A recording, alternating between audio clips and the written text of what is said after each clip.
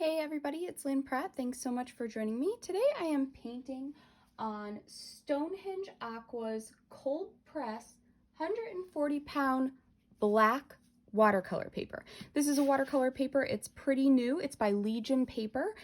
Today is the first day I've tried it out and I love it.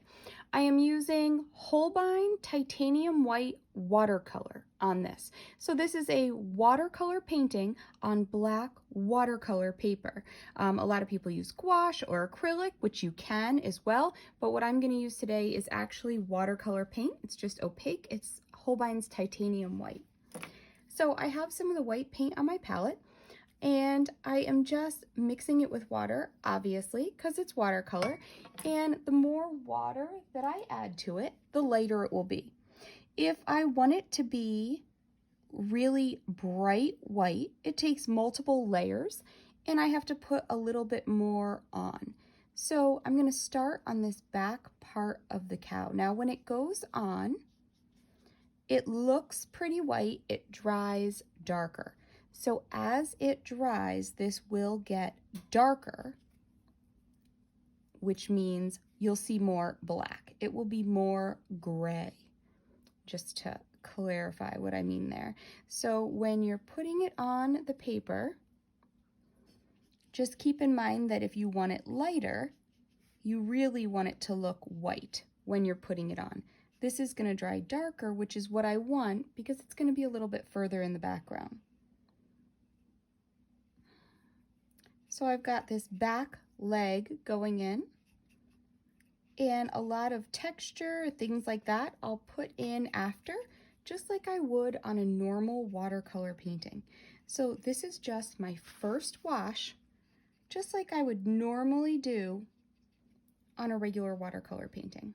Okay, so I'm not going to worry about all the little marks in it or, all those little things. I'm just going to let it go. It is going to be the back leg of the cow. So I do want a little bit of texture in it, but I kind of want it to fade into the background. So I'm going to let that dry and I'm just going to keep moving up. And as I go, I'll add more and more layers for how white I want to get it.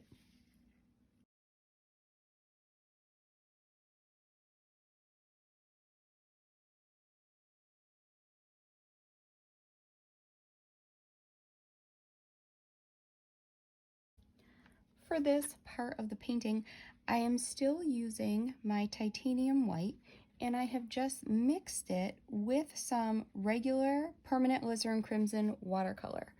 So all I've done is tinted my titanium white paint with the pink. So it's still all just watercolor and the titanium white, but I want the nose to be a little bit pink and I'm going to put a little bit of pink on the eyes.